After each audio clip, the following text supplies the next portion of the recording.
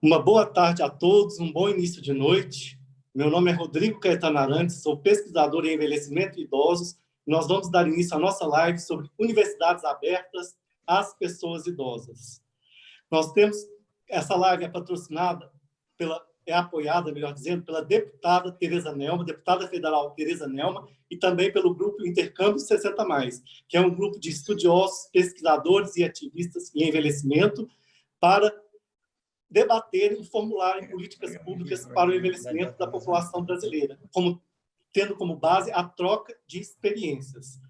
Quem participará conosco nessa live é a professora Sandra Rabelo, que é assistente social e coordenadora de projetos de extensão da Universidade Aberta da Terceira Idade, da Universidade Estadual do Rio de Janeiro, o professor doutor Manuel Freire de Oliveira Neto, professor da Universidade Estadual da Paraíba e coordenador da Universidade Aberta à Maturidade, professor doutor Euler Esteves Ribeiro, que é médico, professor e reitor da Universidade Aberta da Terceira Idade do Estado do Amazonas, e o professor doutor Odilon Máximo, professor e reitor da Universidade Estadual de Alagoas. Como eu já disse, o tema da nossa live é Universidades Abertas às Pessoas Idosas. Dados demográficos no Brasil nos trazem que o número absoluto de idosos no país é de 34 milhões e 600 pessoas idosas, que representa 16% da população, que está acima do índice de 14%, que é o preconizado pela Organização Mundial da Saúde, para o país ser considerado envelhecido. Então, nós já somos considerados um país envelhecido. E nesse contexto de envelhecimento populacional, é muito importante as políticas públicas para as pessoas idosas, políticas públicas de saúde, moradia, de cultura, esporte, lazer, educação e tantas outras. No contexto das políticas públicas de educação, está inserida as universidades abertas às pessoas idosas. Segundo o Estatuto do Idoso, no seu artigo 25, ele nos fala, esse artigo nos traz a importância de se propor políticas públicas de universidades abertas às pessoas idosas. E todo o contexto que envolve essa temática, como os contextos pedagógicos, que na pessoa idosa é a andragogia, que são as técnicas específicas para se ensinar às pessoas idosas, e no contexto também do Brasil, onde 10% da população idosa, infelizmente, não sabe nem ler e escrever um bilhete, dificultando, inclusive, tomar o medicamento de forma correta, é muito importante investir também nas políticas de educação das pessoas idosas. Eu vou passar a palavra agora para a deputada federal Tereza Nelma.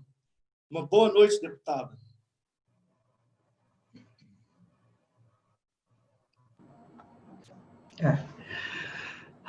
Boa noite, é que eu já estou na minha segunda live, reunião, e estou em sessão da Câmara, e agora eu perdi uma votação, eu tenho que estar ligada, entende? Mas eu fico muito satisfeita e feliz de a gente estar tendo essa reunião, porque nós temos que colocar realmente a pauta da pessoa idosa em ascendência. Nós temos que colocar que a pauta da pessoa idosa não é o fim, e sim o começo de uma nova vida, tá certo? Com outras atividades.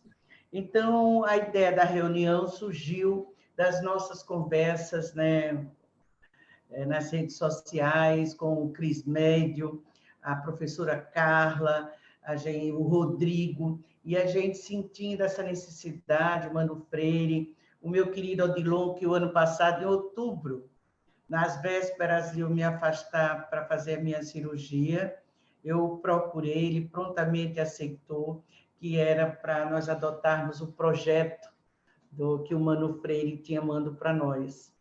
E daí foi quando eu fui fazer uma cirurgia, que eu ia passar 10 dias e passei 5 meses internada, porque houve um erro médico, foi tirar um tumor no útero e perfurar o meu intestino.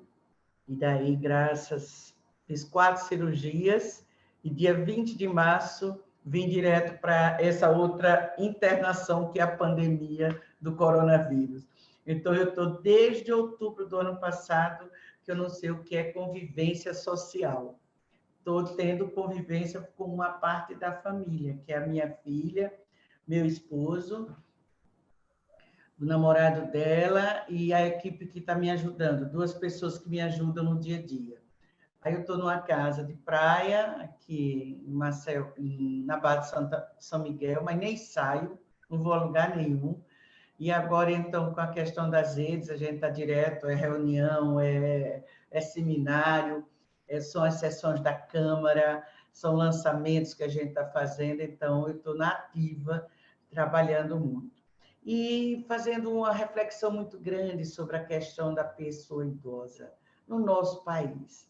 Eu fico pensando, né? Meu Deus do céu, como é que a gente pode mudar essa realidade quando eu moro num estado que não tem apreço pelas pessoas, pela sua população? Quando eu falo estado, eu estou falando governo, tá? O governo, quer seja estadual, quer seja os municipais, nós temos 3 milhões de pessoas, é a nossa população, 3 milhões e 300. Nós só temos 24 abrigos não, instituições de longa permanência. Desses 24, só temos um que é público, que é no interior. Os outros são ou da Arquidiocese, ou São Vicente de Paulo, ou pessoas que tiveram essa vocação, essa vontade de ajudar o próximo e montou uma instituição de longa permanência. Então, me preocupa muito, se a gente for fazer a correlação do número de idosos com o número de instituições, a gente vê que deixa muito a desejar. Então, nós só temos 24, que não chega, acho que nem a 600, não chega, idosos abrigados. E me preocupa muito, como a semana passada, o Cris Médio, né, me liga, acho que era um sábado, uma sexta, desesperado para que eu acudisse um idoso lá no bairro, no Benedito Bentes. Não sei se todos vocês chegaram a ver as fotos do idoso. Não é possível. Eu ver nos dias de hoje, em Alagoas, uma situação daquela. Um senhor, no couro e no osso, desnutrido, a mão já ficando roxa, sem circulação, totalmente abandonado, e o seu cartão estava com um homem, que até hoje eu não sei o nome desse homem, e que a polícia localizou, que a polícia ia prender, que ia fazer, mas se passaram 2 dias. E o mais grave, professora Sandra, que eu achei, é que quando se conseguiu falar com 181, que é o que se divulga, que é para atender o idoso no estado, a atendente, a pessoa que atendeu, ela disse que procurasse o conselho tutelar para resolver. É a falta de informação, é a falta de sensibilização, é a falta de conhecimento, é desconhecer que nós vamos, todos, chegar lá. Não tem, você não tem como adiar. É um processo natural da vida. E aí ele me acionou, eu disse, então eu vou ter que falar como deputada, e tive que ligar como deputada para o major. Isso eu liguei num dia e ele fez a ação no outro dia. Aí vai televisão, vai rádio, vai jornal, mas não é isso que nós queremos. O homem, até hoje, está no HGE, tá? Vai para uma instituição que eu já liguei para saber se ele já tinha chegado, para ver se eu poderia ajudar em mais alguma coisa, para dizer que aquele senhor, ele existe, que ele não é mais um, que ele é um. É essa individualidade, é essa forma de ver a vida que nós precisamos fazer esse trabalho de disseminação, do respeito. Você não é obrigada a me amar, mas você é obrigada a me respeitar. E é isso que nós queremos. E uma grande possibilidade que eu vejo são as universidades abertas. Nós temos que dar o incentivo, mas também temos que ter o orçamento. Porque como é que nós vamos manter? Né? Então, eu fico assim, à disposição de todos vocês, de todas vocês, tá certo? Para que a gente construa esse bem maior, né? Que é esse respeito. Quero dizer para o meu querido reitor Odilon que eu voltei, estou na ativa, que quero continuar, que a emenda que o senhor pediu, me pediu tão humildemente, R$100 mil, foi ele que mandou o projeto, no valor de R$100 mil, para a acessibilidade da universidade daqui.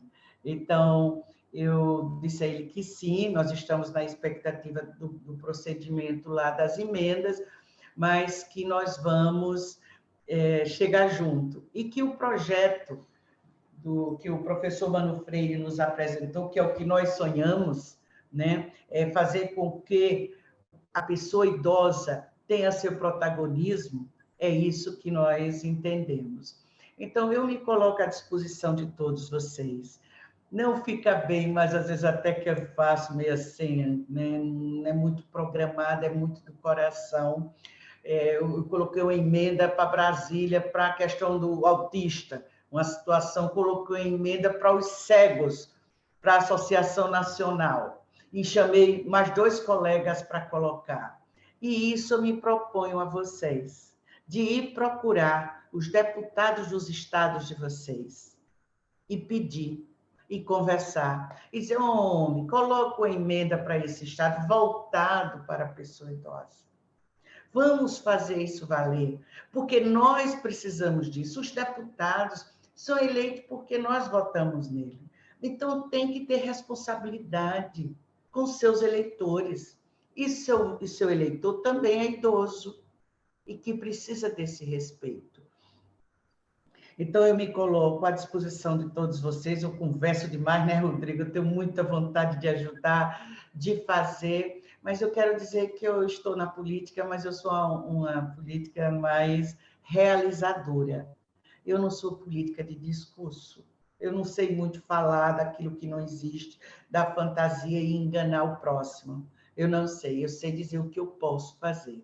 Então, eu posso sim ajudar. Eu posso abrir a Câmara quando nós voltarmos, ou então agora ainda, posso chamar senadores, posso chamar deputados para nós fazermos essa discussão, entende? Podemos fazer. E vocês podem me dar os subsídios para correr atrás de tudo isso que nós imaginamos e que a gente tenha essa condição. Então, eu agradeço, tá certo? Já estou aqui com o meu caderninho, que eu não sou moderna ainda, com a minha caneta, tá? Para anotar, para que a gente continue fazendo esse bem, tá certo? E que esse grupo aqui, até a gente criou já um outro grupo, menorzinho ainda, para pensar os projetos, porque Cris Médio me deixa louca. É muita informação. Eu nunca vi, professor, doutor Euler. Não sei se o senhor já conhece o Cris Médio, mas se não conhece, olha, ele perturba no bom sentido. Porque todo dia manda um projeto, manda uma ideia, eu acho que pode ser assim, eu acho que pode ser essa. Ele não deixa a gente sossegada. Eu disse, pelo amor de Deus, não faça só uns pontos, o que é que eu preciso. Então, o Cris Médio, eu digo que ele é esse grande mobilizador para que isso esteja acontecendo. Sabe, eu responsabilizo muito ele vive muito voltado para a questão da pessoa idosa, do respeito, do amor, da harmonia. Então, eu estou aqui à disposição para ouvir vocês e aprender mais um pouco. Isso. Muito obrigado, deputada federal Tereza Nelma, que é deputada por Alagoas e é membro da Comissão de Defesa dos Direitos das Pessoas Idosas. Eu vou explicar aqui um pouco a dinâmica da live. É bom a gente deixar assim, bem ressaltado a importância das universidades abertas às pessoas idosas no contexto de envelhecimento da população no Brasil, por todo o processo de envelhecimento senil e senescente que requer com que as pessoas idosas façam treino constante da memória. Isso ajuda na socialização também das pessoas idosas, e cada um dos nossos convidados vai falar um pouco mais para nós. Cada convidado terá 10 minutos para contextualizar suas experiências com as universidades abertas às pessoas idosas, com destaque para os diferenciais e experiências exitosas, assim como reivindicar, claro, a ajuda da deputada para alguma demanda, porque ela mesma já se colocou à disposição para alguma pauta das universidades abertas no Congresso Nacional. Olha que bacana, uma deputada federal tocada pela causa idosa. Parabéns, deputada Tereza Nelma. Nós vamos começar pela fala do reitor, professor e médico, doutor Euler Esteves Ribeiro, que é reitor da Universidade Aberta da Terceira Idade do Estado do Amazonas. Boa noite, doutor Euler, a fala é do senhor. Muito obrigado pela presença e por representar aqui o protagonismo da pessoa idosa também. Boa noite a todos. É uma alegria muito grande participar dessa discussão muito importante, isso para todos os idosos. Nós somos hoje em torno de quase 33 milhões de idosos no país, distribuídos numa concentração maior no sul e no sudeste, que vem diminuindo no centro-oeste, no nordeste e no norte do país. Eu estou nessa luta desde que eu estive 12 anos no parlamento. Eu fui deputada federal, deputada Tereza, por 12 anos. E eu fui, durante 8 anos, presidente da Comissão de Seguridade Social da Câmara. E, no meu último mandato, eu fui escolhido pelo doutor Ulisses Guimarães para ser o relator da reforma da Constituição de 88, que era a reforma da Previdência. Então, o que foi trocado na Constituição agora, essa reforma agora, foi o que nós tínhamos escrito ainda naquela época, em 94, mudando o que estava estabelecido na Constituição de 88. E, desde então, eu me interessei muito pelo envelhecimento. Fiz os cursos de pós-graduação na UNB, fiz mestrado e doutorado na PUC em Porto Alegre, em geriatria, fiz pós-doutorado lá na Espanha, e, em 2007, eu trouxe para a Universidade do Estado do Amazonas a UNAT, um projeto igual à da UERJ, que foi a primeira UNAT instalada no país.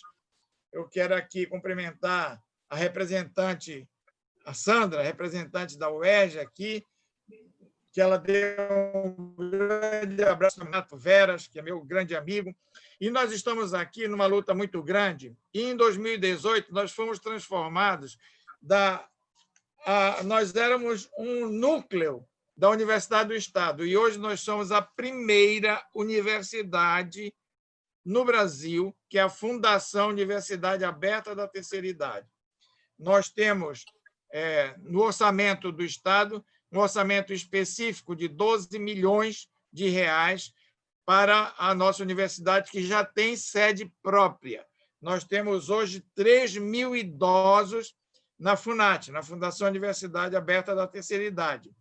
Nós temos 97 professores e nós temos cursos de extensão, 40 cursos de extensão para esses 3 mil idosos e cursos de pós-graduação na área do envelhecimento para a sociedade. Nós já formamos 360 gerontólogos para as unidades básicas de saúde da capital e do interior, e agora nós vamos formar 100 gerontólogos, professores da rede primária, para que eles levem os conhecimentos do envelhecimento para as crianças ainda bem precoce, para que eles tenham toda uma estrutura psicoemocional, como tratar a pessoa idosa, como deve envelhecer. Mas uma coisa muito importante é a nossa pesquisa, porque em 2007 mesmo o IBGE disse que no estado do Amazonas existe um município no Baixo Amazonas que leva o nome de Maués, é o nome do município, a origem do fruto guaraná. E lá nós fomos pesquisar porque o IBGE disse que 1% da população deste município está acima de 80 anos de idade. Então, eu fiz um grupo grande de pesquisadores nacionais e internacionais.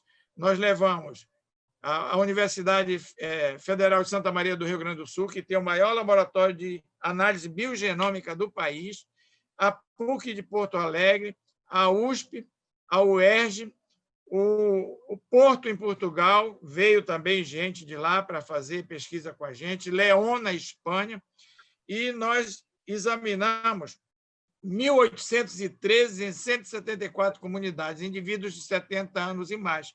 e constatamos realmente que 1% desta população está acima de 80 anos, com uma vitalidade fora do comum. A Previdência Social foi várias vezes lá para saber se estava havendo alguma coisa esquisita, porque as pessoas chegavam numa idade muito tardia e ainda assim recebiam a aposentadoria. Eles pensavam que tinha alguma coisa que não estava correta. Estavam lá os idosos recebendo aposentadoria vivos, né?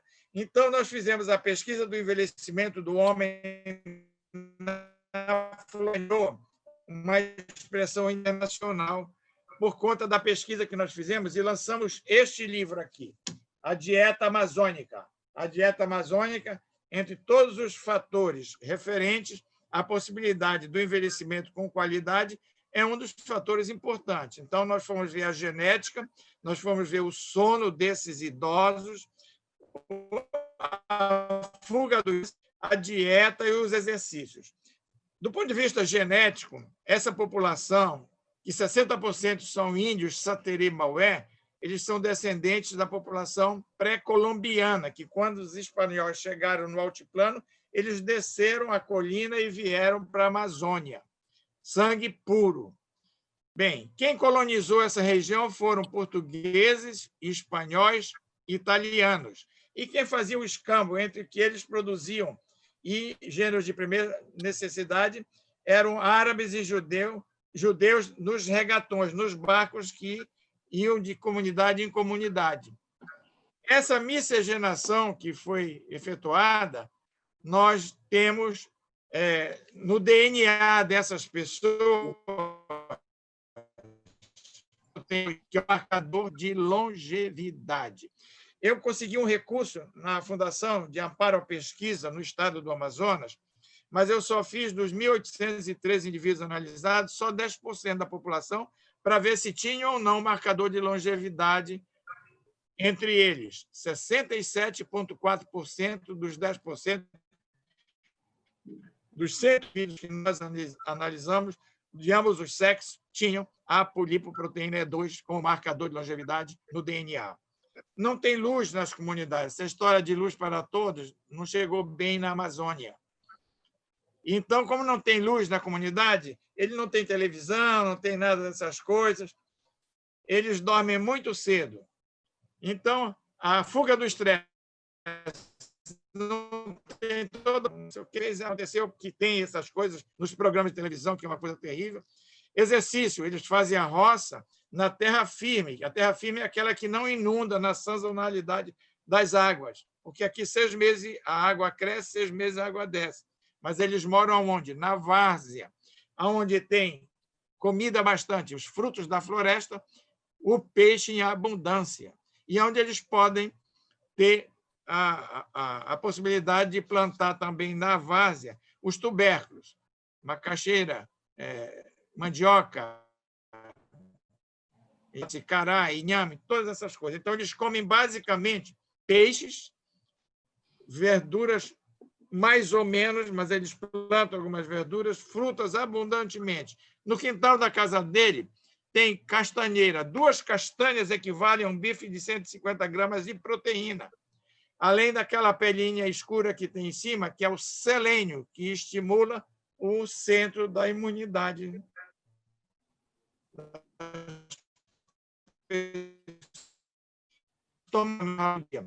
O guaraná é vasodilatador cerebral, mantém a memória. O guaraná é vasodilatador periférico, mantém as artérias pudendas sempre com possibilidade de irrigar o pênis. Por isso, 85, 90 anos, tem filhos de 6 a 10 anos confirmados pelo DNA feito por nós, os idosos, fazendo filho nas piriguetes lá da beira do rio. Então, vejam bem, a fuga do estresse, eu já falei, o sono, eles não têm luz, dormem muito cedo e acordam cedo, mas dormem 9 horas, 10 horas. E nós sabemos que o sono é um dos componentes, porque quando você está dormindo, você guarda a energia. Então, o seu coração, o seu pulmão, o seu rim diminui a sua frequência na utilização de todos os componentes orgânicos. O único órgão que trabalha 24 horas é o fígado, para produzir o colesterol, de onde saem todos os hormônios. Então, vejam bem, essa população daqui da Amazônia, localizada no estado do Amazonas, no Baixo Rio Amazonas, 1% está acima de 80 anos. E, com isso, eu tenho recebido muita ajuda. A Universidade Metropolitana de Tóquio já veio aqui 2 vezes, eu já fui lá 2 vezes, eles nos ajudam. E o parlamentar de Maués, que é deputado federal, colocou R$600 mil para a nossa sede tem hoje 10 salas de aula. Nós ensinamos música, nós ensinamos a utilização da modernidade no computador. Nós temos todo o comportamento de manutenção da vida com qualidade, com os exercícios. Nós alfabetizamos, nós temos línguas. Eu já tenho 4 turmas formadas em espanhol e inglês, falando espanhol e inglês muito bem. Então, vejam bem, nós temos uma estrutura distinta no Brasil das outras UERJs, das outras UNATs. Por exemplo, a UERJ tem um padrão muito bom também, porque foi a primeira, já completou 25 anos. Inclusive, eu quero até agradecer, Sandra, porque eu fui escolhido para ser orador naquele momento. É verdade, doutor Euler. Foi muito bom. Um evento maravilhoso. Da UERJ. Exatamente. É verdade. Um evento maravilhoso, contou com a sua presença e com a sua experiência. Então, vejam bem, nós estamos aqui no Amazonas à disposição de todos vocês para nós batalharmos sempre para a manutenção da vida com qualidade. Muito obrigado. Muito obrigado, professor Dr. Euler, que é reitor da Universidade Aberta da Terceira Idade do Estado do Amazonas. Muito rica a fala do senhor e traz exatamente aquilo que nós buscamos para essa live, mostrar as regionalidades de universidades abertas às pessoas idosas das diferentes regiões do Brasil. Inicialmente, eu esqueci de falar, mas quando a gente fez um levantamento dos dados das universidades abertas às pessoas idosas no Brasil, se a gente considerar somente as 63 universidades federais do país, considerando somente as universidades federais, dessas, 36 têm algum tipo de programação para as pessoas idosas. Isso quando a gente considera somente as universidades públicas, porque, na realidade, muitas universidades privadas também oferecem programas para as pessoas idosas. E eu também esqueci de falar que essa live está sendo dividida em 2, porque eram muitos convidados de diferentes regiões do Brasil, querendo falar suas experiências exitosas de universidades abertas às pessoas idosas, e terá uma próxima live com professoras, pesquisadoras da Universidade de São Paulo, uma experiência também de universidade particular e outras experiências também de algum outro lugar do Brasil. Agora eu vou passar a palavra para a professora mestre Sandra Rabelo, que é assistente social e coordenadora de projetos de extensão da Universidade Aberta da Terceira Idade da Universidade do Estado do Rio de Janeiro. Boa noite, Um momento. Me dá um momento. Desculpa. Eu tenho que sair agora. Eu não posso ficar porque eu tenho um compromisso inadiável agora. Eu tinha avisado antes. Eu quero convidar todos vocês que não conhecem ainda o estado do Amazonas, que não conhecem a capital, e a deputada federal Tereza Nel é minha convidada para vir conhecer a nossa universidade aqui. Fique à vontade. Mas eu tenho que sair agora, já estão me chamando para eu ir cumprir o meu compromisso agora. Muito obrigado e um prazer em ver a todos aí. O reitor Odilon, parabéns. Sandra, querida, um grande beijo. Parabéns a todos da UERJ. Muito obrigado, professor Euler. Prazer. Pode falar, Sandra. Bom, primeiramente, muito obrigada, professor Rodrigo, pela oportunidade. Deputada querida, obrigada pelo convite. A senhora é muito simpática, acolhedora. Desde que eu a conheci, fiquei com uma excelente impressão e também com uma saudade muito grande pelo seu dinamismo. na comissão, né? E isso dá muito incentivo para nós que estamos nos estados, trabalhando na base, né? Na base, querendo realmente realizar o sonho do envelhecimento digno no Brasil. Então, eu voltei daquela audiência pública com muita vontade de continuar realizando um trabalho que, como o doutor Euler disse, já são 27 anos. Ele teve nossos 25 anos, mas nós já estamos com 27 anos de existência. E como ele formou também, a UNAT, o UERJ, foi a primeira universidade temática dentro de uma universidade pública no Brasil. Então, assim, a gente tem esse mérito, né? A gente leva esse mérito, e um mérito conquistado e defendido até a presente data, né? A UNAT, ela é um gerador de conhecimento, além de oferecer aos idosos e idosas todo um elenco de cursos, oficinas, práticas, interatividade, participação social, debate sobre as políticas públicas. Nós fazemos questão que todos os alunos da UNAT com mais de 60 anos possam debater o Estatuto do Idoso, debater as políticas públicas que são as nossas políticas hoje vigentes no Brasil, para que essas pessoas se tornem, de fato, protagonistas do seu processo, né? Porque é importante a gente empoderar essas pessoas idosas de maneira com que elas possam se defender, né? A deputada comentou um fato muito triste, que é um fato de violação e violência contra pessoas idosas. Isso é assustador. Hoje a gente tem índices aqui no Rio de Janeiro muito tristes sobre violência.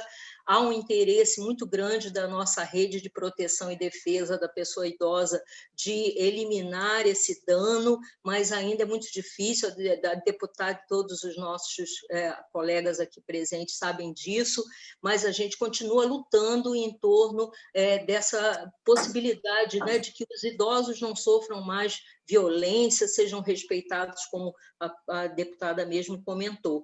A UNAT, ela habita dentro da Universidade do Estado do Rio de Janeiro. Não sei se os colegas conhecem a Universidade do Estado do Rio de Janeiro, mas a Universidade do Estado do Rio de Janeiro fica no bairro do Maracanã, em frente ao estádio do Maracanã, histórico estádio do Maracanã, e fica num bairro que é um bairro de população idosa, né? Porque vale dizer que o Rio de Janeiro é uma das cidades que concentra maior número de pessoas idosas do país, então isso para nós também é de uma importância muito grande.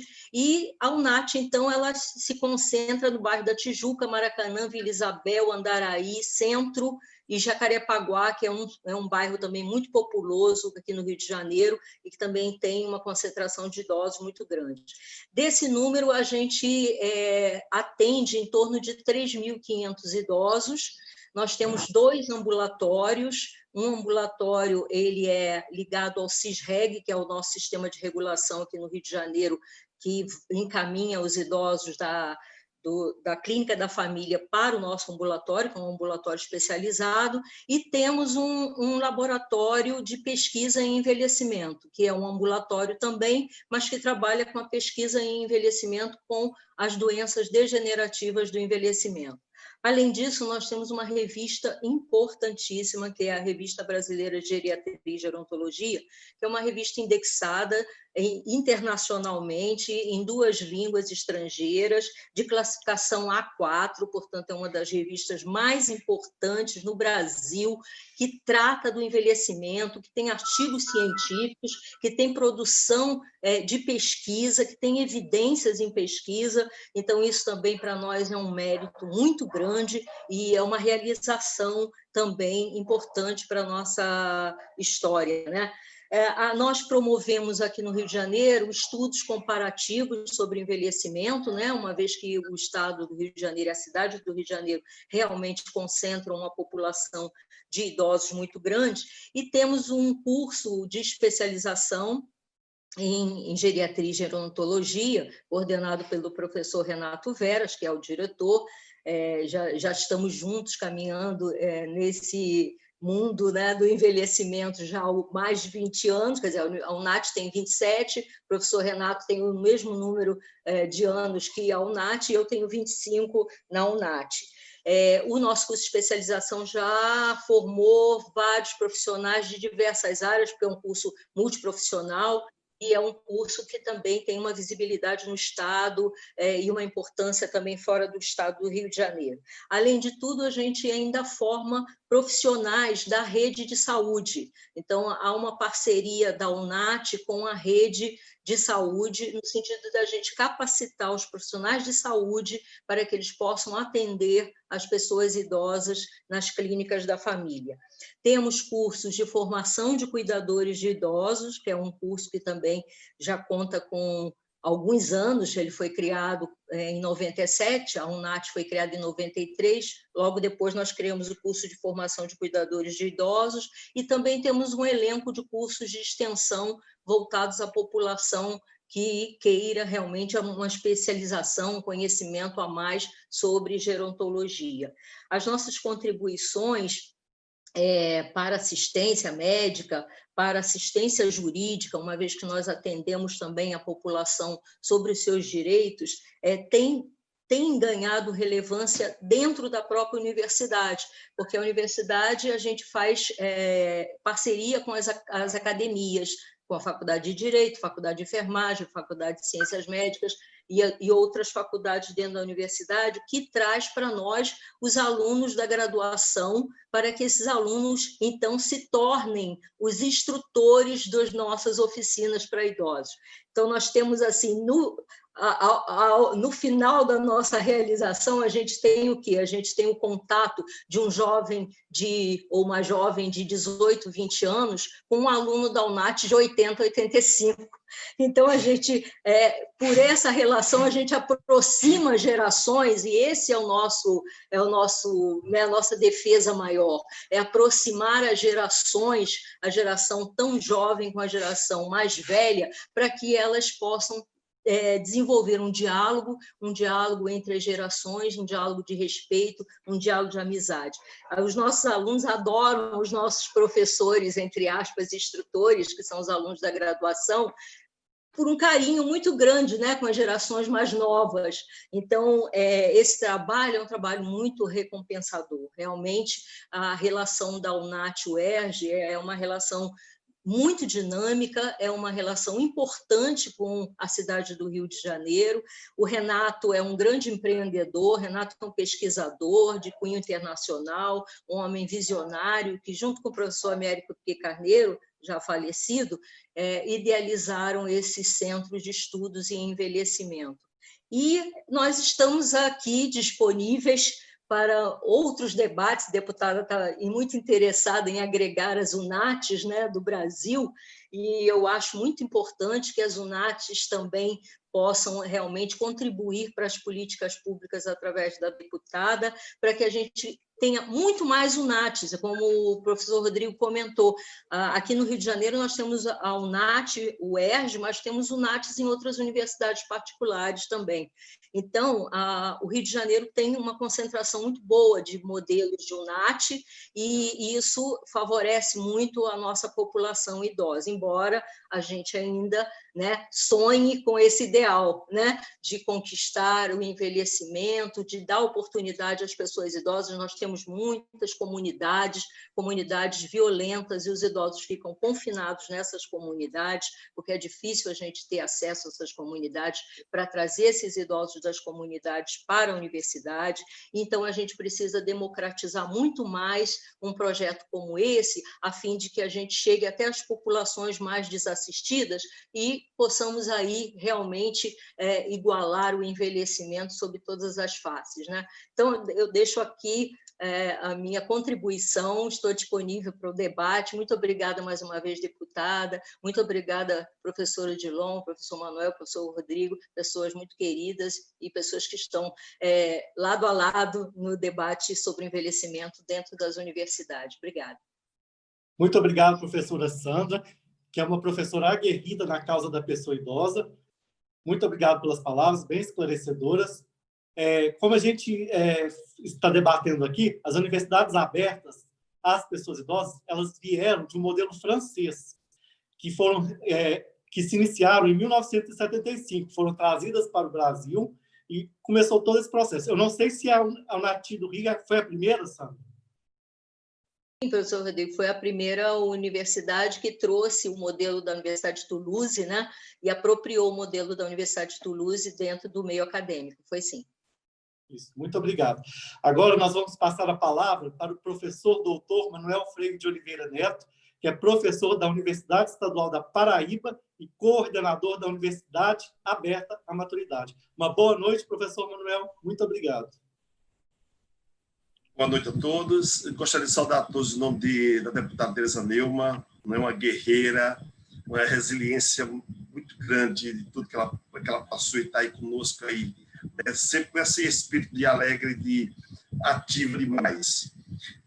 Saudar a todos que estão escutando a gente. Eu estava olhando aqui, tem vários comentários de várias outras universidades que estão participando da nossa live, tem muitas instituições que estão aqui conosco, e eu acho que esse momento é um momento ímpar, né? Nós estamos discutindo um pouco dessa educação para o envelhecimento humano. Sou professor Manuel da Universidade Estadual da Paraíba, coordeno a Universidade Aberta à Maturidade, que é um curso que começou em 2009, tem como referência meu mestrado e doutorado na Espanha, na Universidade de Granada, onde eu pesquisei qualidade de vida de idosos que estudavam nessa universidade. E o que me chamou a atenção nessa pesquisa é que eu entrevistei um idoso, professor da universidade, aposentado, catedrático, né, nessa pesquisa de qualidade de vida, e na mesma turma de 130 idosos, eu entrevistei uma idosa não letrada, totalmente analfabeta, que estava na mesma turma, estudando dentro da Universidade de Granada. Isso aguçou minha curiosidade, né?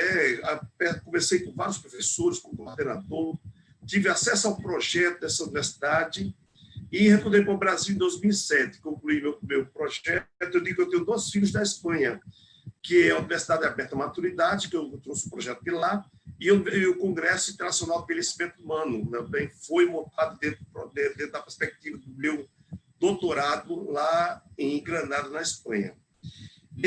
A Universidade Aberta à Maturidade foi criada através de pesquisas do que existia no Brasil em termos de cursos direcionados à pessoa idosa nas instituições de ensino superior e também um pouco da referência do que eu trouxe da Espanha. E na minha observação de pesquisa, antes de montar o curso da UAMA, eu observei que muitos cursos no Brasil, das instituições, trabalham com extensão, né? Um número grande de extensões, onde vários idosos podem participar de diferentes cursos, dependendo da sua escolha. E quando eu pesquisei na Espanha, lá tinha um tempo maior de curso, que não era a extensão, era um curso de um ano e meio, que o idoso fazia, né, presencial. E a partir do momento que eu vim para o Brasil, comecei a organizar o projeto espelhado na linha da Universidade de Granada. Então, nós chegamos a montar um curso de 2 anos, com 1.400 horas de carga horária para a pessoa idosa, presencial. Esse curso é um diferencial no Brasil, porque o idoso passa 2 anos como aluno da UEPB matriculado, né, com diferentes disciplinas, uma carga horária muito grande, mas com conteúdos de informações também que agregam desde a parte de línguas, a parte do letramento, né? A gente tem letramento digital, a gente tem parte da saúde completa, depois eu vou falar um pouquinho mais na frente sobre isso, mas que o curso tem esse diferencial do idoso passar 2 anos dentro de uma sala de aula com pessoas de 60 a 95 anos. O critério de entrada desse curso é ter 60 anos, dependendo do grau de instrução desse idoso. É tanto que nós, inicialmente, abrimos vagas, né, 60 vagas para os idosos. Apareciam 200 idosos, muitas vezes chegando de madrugada para ter vaga.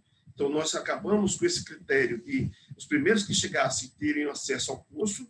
E agora a gente faz uma entrevista, não é uma entrevista, da necessidade desses idosos estar da UAMA. Então, hoje ele está absorvendo idosos que têm, de certa forma, problemas de saúde, né, com depressão, com síndrome do pânico, com ansiedade. A gente vem busca idosos, muitas vezes da comunidade próxima da universidade, ou idosos que precisam estar dentro desse curso. E as disciplinas que abordam o curso da Universidade Aberta da Maturidade, ele vem desde a parte de saúde, através dos eixos que nós criamos para organizar por semestre. Primeiro eixo, saúde e qualidade de vida. Segundo, educação, sociedade. Terceiro eixo, cultura e cidadania. E fechando com arte e lazer, né? Então, cada eixo desse tem suas disciplinas que são ministradas por professores da própria universidade. Os departamentos cedem os professores da universidade uma carga horária desse professor para ministrar aula na UAMA. Então, a gente todo o custeio do curso é da reitoria da universidade. Então, nós não pagamos professor extra, então nós temos uma grade de professores que já são da universidade, que já trabalham na linha de envelhecimento, e eles vêm contribuir com o seu conhecimento direcionado à pessoa idosa. Então, esses professores são cedidos por seus departamentos e vêm trazer seu conhecimento e ministrar aula para os idosos dentro da sua carga horária. Isso é somado à sua programação funcional. E um ponto importante que, a partir do momento que nós não pensamos no curso de extensão, foi criada uma coordenadoria especial, né, de formação aberta à maturidade. Essa coordenadoria foi aprovada pelo CONCEP, pelo COSUNE, nesse projeto diferencial, onde o idoso, durante 2 anos, passa nesse curso e, no final, ele recebe o certificado de educação para envelhecimento humano, com essa carga horária de 1.400 horas. Dentro dessa perspectiva, o UAMA, nesse processo de passar 2 anos com idosos dentro da mesma sala, nós observamos, através de várias pesquisas que são feitas dentro do curso, né, é muito forte a parte da pesquisa e da extensão dentro da UAMA, vimos o quanto a socialização durante esse período de curso da UAMA de 2 anos tem um diferencial muito grande, além do aprendizado do conteúdo que o idoso tem nessa formação. Então, nós vimos que, além de ter toda uma bagagem de informações, de conteúdos, da psicologia do envelhecimento, da educação física, da leitura e produção de texto, da informática, de línguas, né, da prática de atividade física, então, uma bagagem muito grande de informações. Ele, além disso, a parte da socialização, da integração social desse idoso durante esses 2 anos, também é um diferencial muito grande nessa perspectiva de melhoria da qualidade de vida, de autoestima, de socialização, de empoderamento, de liberdade. Então, a gente vê o quanto o idoso consegue ter um vínculo de amizade durante esse período, e essa amizade não só tem um fortalecimento no bem-estar desse idoso, além do aprendizado que ele tem, mas muitas vezes vem perpetuando depois do curso. Eu conheço pessoas que hoje são irmãs, depois de terminar o curso da UAMA, porque conseguiram formar uma amizade tão grande que as famílias hoje estão entrelaçadas dessa perspectiva de manter a qualidade de vida da pessoa idosa, autoestima, bem-estar, né? A UAMA, quando foi pensado inicialmente, em 2009, nós passamos 2 anos pesquisando o que existia no Brasil, e chegamos nesse modelo de 2 anos, e muitas pessoas diziam que não ia dar certo. É muito tempo para o idoso passar dentro da universidade. Nós temos uma evasão 0. Se na graduação nós temos uma evasão de 40%, na UAMA nós temos uma evasão 0. Né? E a procura é cada vez maior. Né? Tanto que nós já estamos abrindo outras turmas. A UAMA funciona em Campina Grande, funciona na cidade próxima, que é a zona rural, Lagoa Seca, onde nossa grade curricular se adaptou aos idosos que são da zona rural do sítio, trazendo informações que seriam plausíveis, não só na área de saúde, mas no seu bem-estar dentro do campo, já que trabalhamos dentro do campus da UFPB, campus agrícola. Tivemos também em outra cidade, na cidade de Guarabira, outra UAMA. E existe uma procura muito grande para esse curso em várias cidades do município da Paraíba, né? Nessa perspectiva de trazer essa qualidade de vida e bem-estar. Nós criamos a UAMA itinerante, né? Que não foi posto em prática, já está todo organizado, já que o curso da universidade tem um custeio baixo para poder estar em prática, Mas a perspectiva da UAMA itinerante é nós podermos atender os idosos do município com informação, com educação em várias áreas. A gente viu, só uma observação importante. Quando eu falo de educação, né, educação do direito da pessoa idosa, ele aprende a utilizar o Estatuto da Pessoa Idosa na prática. Eles têm aulas teóricas e práticas e vão atrás de saber o que o município estão trazendo de política pública para eles. Então, eles fazem pesquisa também. Então, o idoso, além de ter uma informação teórica dentro de sala de aula, ele também vai atrás dos meios das políticas públicas que dentro da grande, onde tem o curso, para buscar informações de quais são as políticas públicas que a cidade está desenvolvendo a seu favor, né? Então, essa educação traz um fomento muito grande nessa autonomia desse idoso, nesse empoderamento. E quando a gente foi para o interior, foi um desafio trazer dentro de uma turma de quase 70% não letrados.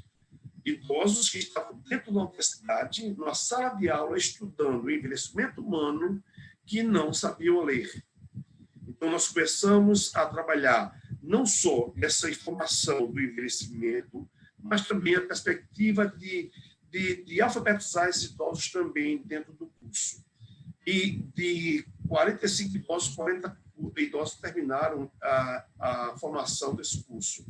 Então, nós temos aula de saudade, colação de grau simbólico, culto ecumênico, né? Então, nós temos tudo que a graduação faz nessa perspectiva de término do curso da UAMA. E, além disso, todo o processo de extensão, a Sandra está falando do envolvimento dos alunos dentro da UAMA. A gente tem projeto de extensão que os alunos estão na área de educação física, na área de enfermagem, na área de fisioterapia, na área de psicologia, na área de farmácia. Então, a gente tem um leque muito grande de projetos de extensão dentro da UAMA. Além disso, muitas disciplinas da graduação, os alunos vêm assistir aula dentro da UAMA junto com os idosos. Então, algumas disciplinas que são direcionadas, eu dou um exemplo da minha disciplina, que é Educação Física para o Envelhecimento Humano. Eu trago meus alunos dentro para mostrar um espaço enorme e eles assistem a aula junto com os idosos, né? Na perspectiva de ter uma vivência ou conhecimento desse idoso que eles estão estudando dentro da graduação. Então tem um trabalho intergeracional muito forte dentro da UAMA, nessa perspectiva do aluno da graduação conhecer quem é essa pessoa idosa que futuramente ele pode trabalhar. Então, isso teria muitas informações para passar, né? Nós temos só 10 minutos, mas isso é um pouco que nós estamos fazendo dentro da universidade. E, para fechar, eu tenho algumas universidades, como a de Pernambuco, a Universidade Rural Federal de Pernambuco, que está pleiteando fazer a mesma perspectiva de projeto que nós fizemos em Campina Grande. Tá bom? É um prazer muito grande estar com vocês. Espero que tenha contribuído tendo informações do que nós desenvolvemos enquanto Universidade Aberta à Maturidade. Muito obrigado. Muito obrigado, professor Manuel, pela brilhante fala, igualmente a da Sandra. A Sandra tinha falado da intergeracionalidade, do trabalho da intergeracionalidade nas universidades abertas às pessoas idosas. O professor Manuel trouxe um tema também muito importante, que é com relação ao protagonismo do idoso, que é o idoso como protagonista, exigindo seus direitos, tendo conhecimento dos seus direitos, conhecendo o Estatuto da Pessoa Idosa. O professor Manuel nos falou muito bem. Agora, quem vai nos falar é o professor doutor Odilon Máximo, que é professor e reitor da Universidade Estadual de Alagoas. Muito boa noite, professor Odilon. É um prazer tê-lo aqui conosco. Boa noite, né, a todos. É uma grande satisfação e quero agradecer o convite da deputada Tereza Neumann para podermos participar hoje desse momento. Fico muito feliz pelo seu retorno, né, por essa sua alegria, essa sua, né, brilhante iniciativa, né, de sempre estar movimentando, né, e trazendo para o debate aquelas pessoas que muitas vezes são invisibilizadas na sociedade, né? E aí eu quero até agradecer aqui a Gilmara, que está fazendo essa tradução para a gente, que é importante, né, sempre estar incluindo aí as pessoas surdas e a sociedade de forma geral, e que a gente avance cada vez mais para garantir a todos o acesso à educação e às políticas públicas. E, com isso, eu inicio dizendo que a nossa Universidade Estadual de Alagoas, apesar de não termos ainda um projeto de universidade para maturidade, mas estamos trabalhando, se Deus quiser, para isso, e nós iniciamos esse debate. A deputada Tereza Nelma realmente tinha nos procurado e movimentado a nossa instituição para que pudéssemos abraçar esse projeto, e não tenha dúvida, deputada, que nós iremos sim tocar esse projeto para frente. Nós já temos vários projetos hoje na universidade que atendem a um público diferenciado. Então, a gente tem, por exemplo, um programa de formação de licenciatura indígena. Então, nós já estamos no segundo programa. O primeiro a gente atendeu a 80 indígenas, nós estamos agora com um grupo muito maior, né, de quase 200 indígenas, atendendo todas as aldeias do estado de Alagoas, onde a gente forma o professor para trabalhar todas as questões voltadas para os povos, para a cultura indígena, sem, né, descontextualizar, como muitas vezes acontece quando chega um professor que não é indígena para trabalhar nas escolas. Do mesmo jeito, nós temos um programa que já vai na 4ª edição, de um programa voltado para a formação de servidores públicos. É um programa que já formou, acredito, aqui em Alagoas, mais de 5.000 servidores públicos, onde a gente faz um vestibular específico, onde a gente tem um ingresso para servidores públicos, e dentro desses programas, se tem algo que nos chama muita atenção, é o desejo, é a vontade das pessoas idosas de acesso a conhecimento. Quando a gente olha as turmas, por exemplo, desses programas, servidores públicos, aqueles servidores que têm já mais de 60 anos, que participam, inclusive, também desses programas, você vê a disposição deles, a vontade de aprender, a vontade de estar dentro da universidade. A universidade, normalmente, ela pensa naquele jovem, né? Então, o vestibular, quem entra no vestibular, normalmente é o jovem, aquela pessoa, né, que está ali terminando o ensino médio, e esquece que tem um público que muitas vezes não teve acesso à universidade. Hoje, nós, como universidades estaduais, e aqui eu até quero agradecer e parabenizar, né, Sandra e Mano pelas falas, e Rodrigo aí pela coordenação desse momento, mas agradecer ao professor Rangel, o nosso reitor lá da UEPB, que tínhamos hoje uma outra reunião neste horário, e eu pedi ao Rangel, disse: Rangel, vamos, pelo amor de Deus, vamos mudar essa reunião, porque acredito que não vai ser possível eu participar, e gostaria muito, e ele nos atendeu, como também tem sido muito cordial e sempre muito ativo na nossa associação de reitores. O Rangel é o nosso presidente da Associação dos nossos reitores das universidades estaduais, e as nossas universidades estaduais já há muito tempo é interiorizada, né? Enquanto que as federais há um pouco tempo passaram pelo processo de interiorização, nós já estamos no interior, e por estar no interior, a grande parte das universidades estaduais tem pés no interior. É o caso da UEPB, que inclusive está com sua sede em Campina Grande, é o caso da UNEAL, que a sede é na cidade de Arapiraca, é no interior. A gente também atende um outro público de idosos que não tem acesso, né, ao conhecimento, ao ensino superior. Nós temos na UNEAL um programa voltado para a pessoa idosa. Já somos jovens como universidade, e o programa também é um programa muito jovem.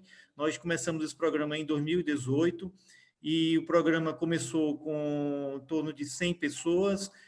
O ano passado estavam com 170, e se abríssemos vagas para 500, a gente teria. É um programa que ele ainda é um programa de extensão, mas que a gente pretende, né, com esse apoio, com esse diálogo com a deputada e com todos os nossos grupos de apoiadores, de cooperação, nós temos aí vários órgãos, várias instituições que têm dado esse suporte a gente, né, Prefeitura Municipal, por exemplo, hoje Palmeira dos Índios, Unimed, e algumas instituições que nos dão esse suporte. Esse programa nosso hoje ele ainda acontece apenas num dos nossos campos, que é na cidade de Palmeira dos Índios. Mas nós já vimos dialogando aí com a Tereza e com a Pestalozzi e com algumas instituições para também trazermos este programa para Maceió, para Arapiraca, expandir.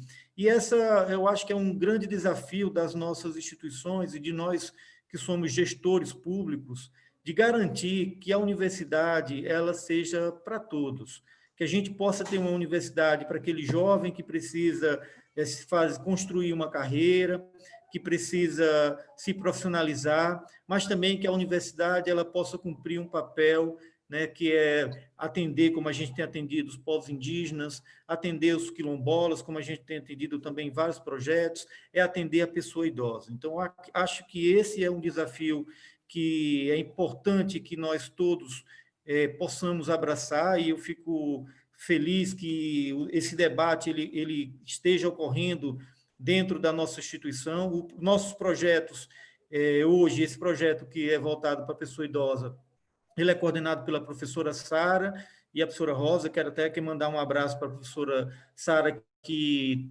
gostaria, inclusive, de estar nesse momento, mas ela também está hoje numa outra atividade, e que tem tocado brilhantemente esse projeto com a sensibilidade, com o carinho que é necessário e com todo o zelo. O nosso projeto ele tem tido esse cuidado de buscar essa integração das gerações, né, exposto pela professora Sandra, e, inclusive, as atividades, quando desenvolvidas também pelos nossos professores, todo mundo que atua no nosso programa são os nossos professores, eles trazem as suas turmas para dentro do projeto, né, há toda uma interação, então há toda uma dinâmica. Então, para vocês terem ideia, nós temos um curso de Química, e aí o curso de Química vai para dentro do projeto, mostrar, por exemplo, a química dentro do cotidiano, trabalhar com as pessoas idosas, por exemplo, a questão dos remédios que eles consomem constantemente, de chás, mostrar que a química está ali no dia a dia deles e que eles, né, por mais que não percebam esse tipo de conhecimento, mas ela está presente.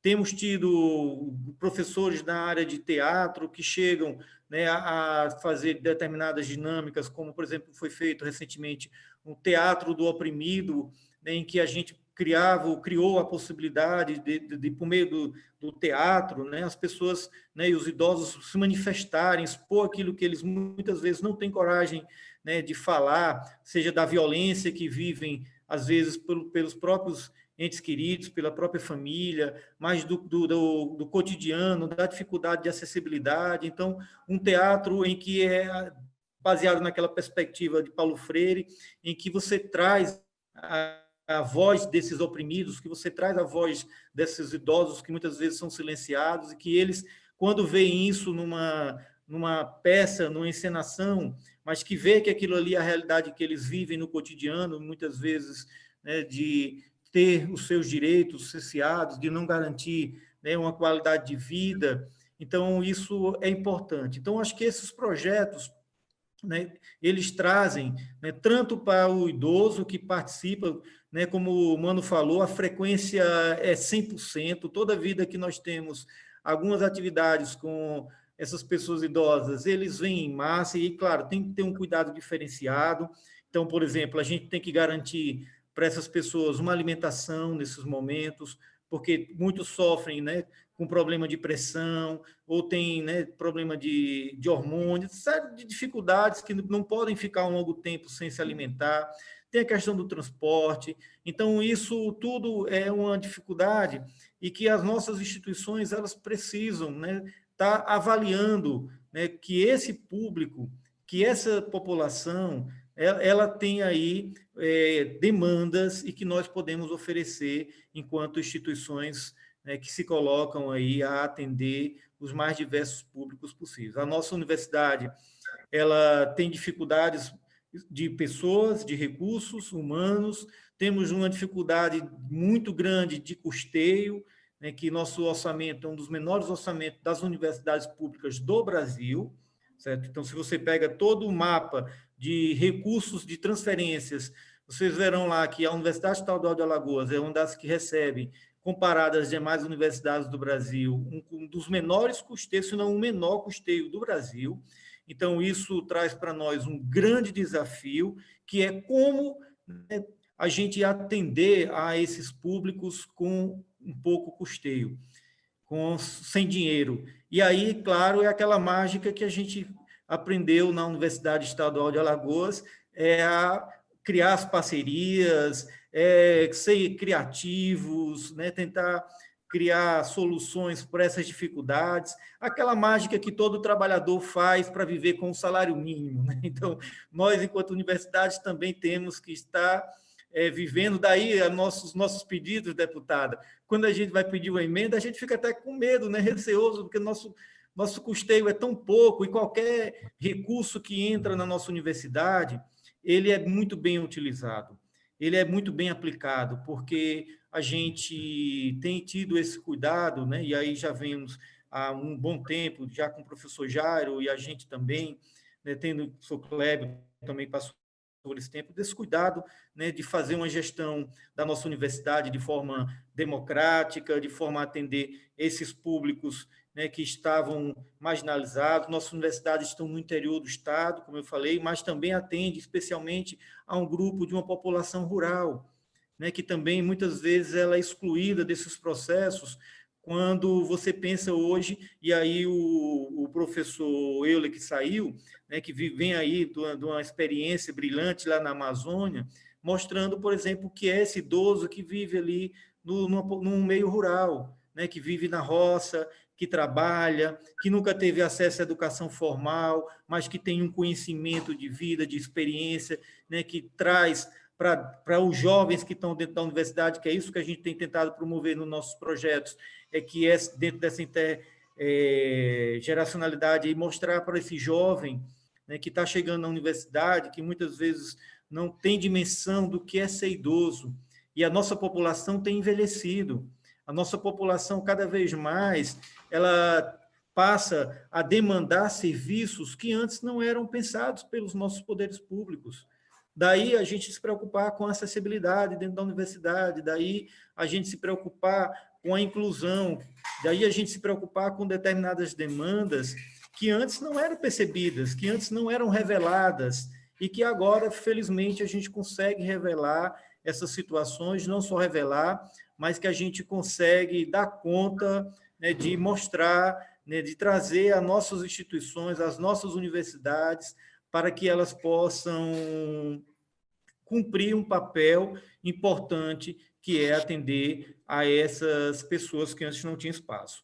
Eu queria também colocar que esses projetos, por exemplo, hoje, se coloca ainda mais importante quando a gente vê aí essa situação que a gente vive de pandemia, em que, principalmente, a população idosa, ela é aquela população que tem o maior risco, e que a gente precisa chegar junto a essas pessoas com conhecimento, com informação, né? Sem essa onda aí de fake news que vivenciamos no nosso país, mas que chegamos lá com conhecimentos e com criatividade. É tanto que esse ano o nosso projeto, né, em virtude de não podermos ter encontros presenciais, até porque essa população idosa ela não pode estar em eventos, né, que tem que estar isolada mesmo, tem que estar se cuidando.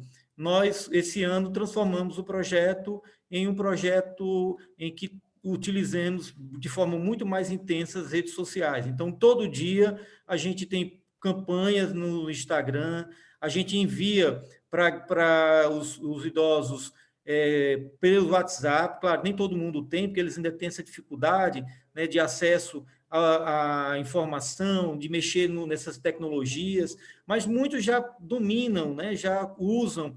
Então, nós temos feito um trabalho, né, de usar as redes sociais, de usar o WhatsApp, de estar mandando mensagens, de estar mostrando nas mensagens, a gente tem que também ter esse cuidado, as próprias imagens deles. Então, a gente, dentro dos programas, né, tem as fotos, tem as atividades, e a gente usa porque eles se identificam. Né? Essa relação aí que Mano colocava, e que Sandra também, dessas identidades, dessas construções que eles vão fazendo nos seus cotidianos, né, nas relações que eles constroem nessas turmas, né, nas amizades, né, que vão sendo feitas. Do mesmo jeito, a gente tem aqueles amigos, quando a gente termina a graduação, a gente leva ali até para o resto da vida. Do mesmo jeito, eles criam esses laços afetivos, eles criam essas relações, eles criam proximidades, e isso é muito bom, porque, além de ter essa interação, você vê também, porque, por exemplo, dentro do nosso projeto, vem vêm idosos que têm uma condição econômica melhor e tem aqueles que vêm realmente de uma condição mais precária, e que você vê uma interação muito grande deles dentro disso, ou seja, sem essa distinção de classes, eles se envolvem, eles criam grupos, eles trazem ações, é tanto que, ano passado, houve a primeira conferência municipal em Palmeira dos Índios, das pessoas idosas, já fruto, né, de todas essas ações que a gente já vinha desenvolvendo no município, de movimentar esse segmento. Então, há uma conferência municipal para discutir a situação da pessoa idosa. Eles participaram de vários eventos. Então, nós tivemos o ano passado aqui na Universidade Federal de Alagoas um evento compartilhado em que houve o fórum de extensão, né, dos pró-reitores de extensão, e eles estavam lá fazendo apresentações, levando, né, toda a sua experiência das atividades que a gente tem promovido.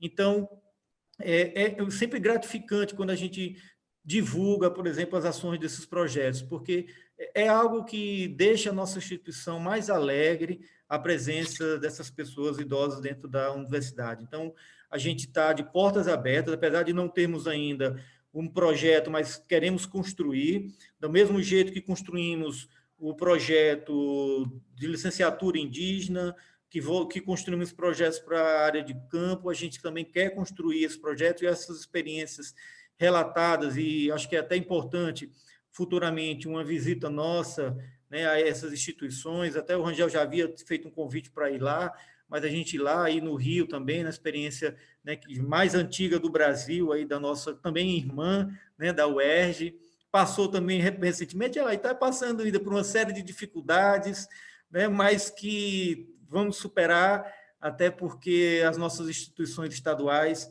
elas são importantes demais para que a gente minimize ou diga que não é dever do Estado apoiar as nossas universidades estaduais, até porque elas já estão aí há muito tempo contribuindo com esse processo de formação, especialmente de professores dentro do interior desse Brasil inteiro, quando a gente vê a dimensão das nossas universidades. E aí, para não me estender mais, eu queria só finalizar que já, inclusive, encaminhamos, inclusive, numa articulação com a deputada Tereza Neumann, um ofício solicitando uma audiência pública na Câmara Federal, né, para que a gente faça esse debate dentro da Câmara. Eu acho que o seu papel, Tereza, é fundamental, né, nessas articulações, nessa valorização.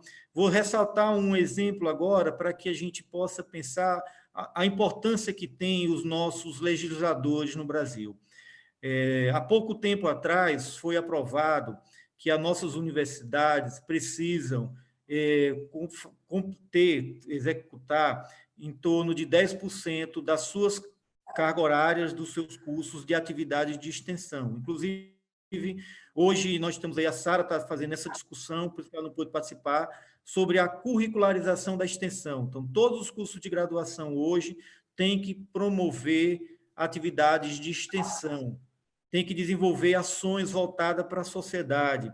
E projetos voltados aí para a pessoa idosa, acredito que devam se ampliar cada vez mais, porque as universidades elas têm que sair dos seus muros e atender a essas populações. Daí os cursos de extensão, daí os projetos, né, que as universidades têm caminhado. Cada curso tem que pensar, refletir sobre suas ações, não é só formar um profissional, mas formar um profissional engajado, né, com a sociedade, preocupada com o povo, que eu acho que essa é uma grande transformação que foi fruto de quê? Fruto de uma lei federal que nos obrigou, enquanto instituição, a olhar, por exemplo, para a extensão. Então, do mesmo jeito, se a universidade, elas tratam, né, tanto não só a universidade, mas a professor Odilon, se eu puder ir mais rápido para finalizar. Não, estou encerrando.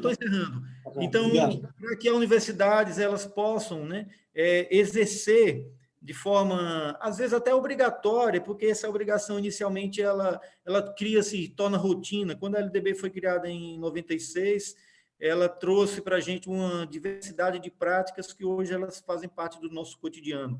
Do mesmo jeito como o ensino da educação ético-racial, como também o ensino de determinadas disciplinas que podem participar dos cursos currículos, como, por exemplo, uma disciplina voltada aí para os cursos, para o tratamento da questão, né, da pessoa idosa, porque nós formamos professores, mas nós formamos médicos, nós formamos engenheiros, e como é que, por exemplo, um arquiteto vai pensar a casa para um idoso, como é que um médico ou com qualquer outra profissão. Então, que a gente possa também, talvez, trazer para alguns currículos algumas reflexões sobre pensar a pessoa idosa no Brasil. Afinal de contas, esse país está envelhecendo. E se nós não tivermos uma reflexão sociológica, filosófica sobre o que é envelhecer, a gente vai ver situações como essa que você nos traz aqui no início da sua fala, de ver os maus tratos às pessoas idosas, que é isso que a gente não espera para o nosso país. Então, finalizo aqui, Rodrigo. Desculpa aí ter passado um pouco do tempo, mas estamos aí para discussões, o que tiver da nossa universidade, Tereza. Estamos abertos para o que for possível de projetos, como também os parceiros nossos aqui, né, das nossas estaduais, que a gente também está à disposição para o que for preciso. Isso. Muito obrigado, professor Odilon, pela fala. Parabéns. E só um detalhe que o professor Odilon me falou, que eu lembrei aqui, que pode parecer um pouco engraçado, mas não é. A importância de se ter um lanchinho para chamar a atenção das pessoas idosas para participarem. O lanchinho frisa-se, deixa muito assim frisado mesmo, que seja apropriado para a condição de saúde de muitos idosos, que é hipertensão, diabetes. Muito bom, eu lembrei desse detalhe do lanchinho. Não é um coffee break, é uma necessidade mesmo, você apontou, Sim. é questão de saúde mesmo dessas pessoas, né? Muitas pessoas, inclusive, devem ir com fome nas atividades. Tem muitas perguntas aqui, infelizmente, a gente não vai dar assim, para responder todas, mas eu vou passar aqui umas 3 ou 4, que infelizmente nosso tempo já está meio esgotado. A Luana Cecília pergunta: existe algum trabalho no Brasil que seja focado para diminuir o abismo digital? A pandemia mostrou a necessidade urgente de incluir os mais idosos digitalmente. O que existe de iniciativa? Quem quer responder? Eu posso responder, Rodrigo. Oi. Também posso responder. Então, pode falar. Rapidinho, é só para dizer que lá no nosso NAT nós temos... escrever. Tá bem.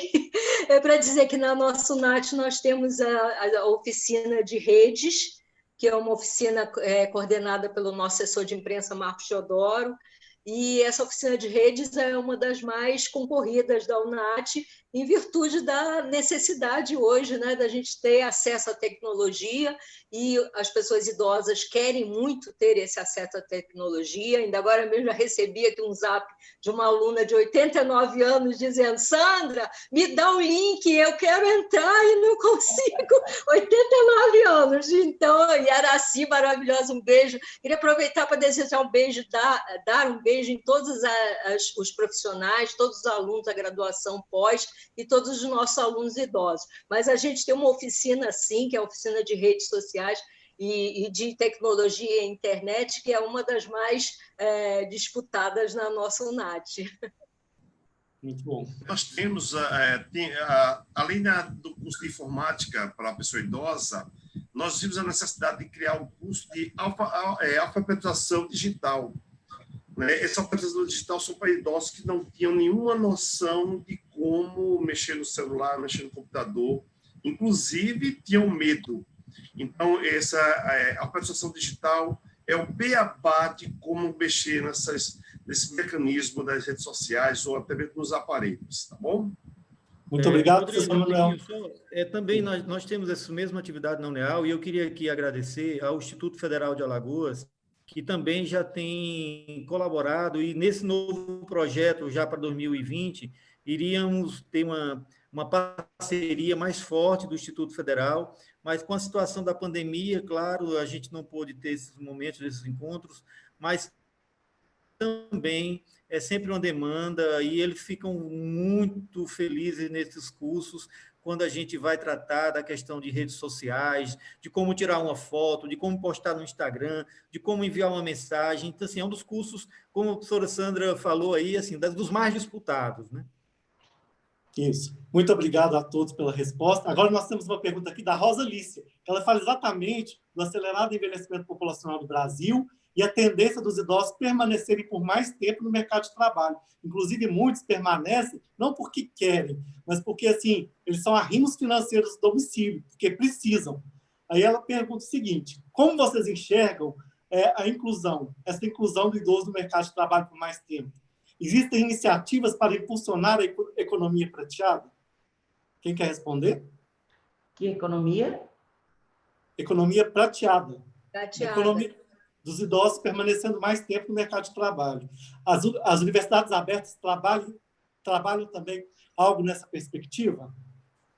Então, a gente também tinha uma oficina, agora nós não temos mais, mas nós tínhamos uma oficina na UNAT que recebia os idosos que queriam voltar ao mercado de trabalho. A gente fazia questão de entrevistar os idosos que realmente gostariam de voltar ao mercado de trabalho, pelas suas razões pessoais, mas que não fosse a obrigatoriedade, né? Porque o Estatuto do Idoso deixa muito claro que os idosos devem voltar ao trabalho, mas resguardados e respaldados de toda a nossa lei trabalhista e também das condições de pessoas idosas para que elas exerçam um trabalho digno e protetivo. Então, a gente fazia questão de discutir isso com os alunos interessados, e nós tínhamos uma oficina e fazíamos parceria com o SESC, no sentido da capacitação, mas como o professor Dilon comentou, a Universidade do Estado do Rio de Janeiro passou por uma crise muito grande, a gente teve uma dificuldade muito grande de manter algumas oficinas, né, em função das dificuldades do Estado, e algumas oficinas nós tivemos que cortar, e algumas parcerias também. Essa foi uma delas, mas nós tínhamos também esse trabalho. Sim. Alguém mais ou não?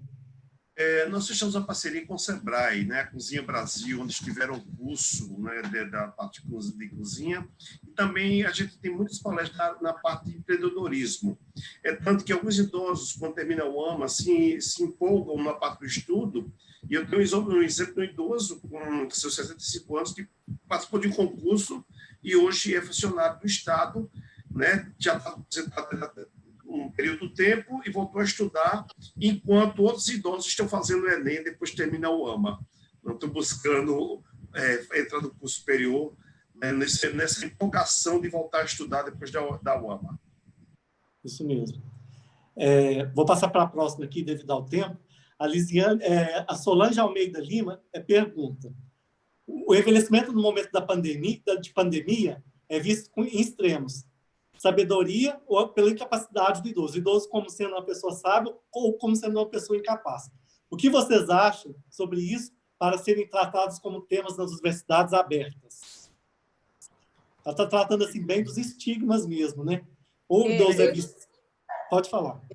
Professor Rodrigo, eu ontem participei de uma live da SBGG, né? Eu sou membro da SBGG, e nós estávamos comentando com o nosso diretor científico que algumas falas mesmo, logo que a pandemia chegou no Brasil, foram de vitimizar os idosos e deixarem os idosos impotentes.